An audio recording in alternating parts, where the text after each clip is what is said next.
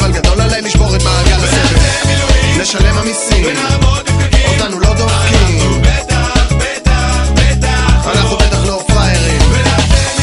נשלם המיסים, אותנו לא דופקים, אנחנו בטח לא פריירים.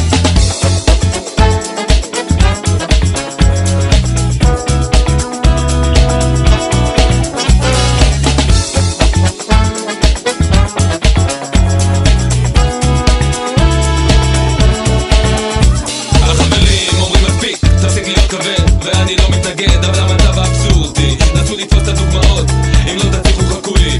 כי אם פה נפל טיל, שם יש עוד צביל, מה משנה מרשת ג'ורדן קטש או שקיל, ואם פה שתחרש, שם יש מוקש, מה משנה אם אני משלם בצ'ק קרדיט או קש.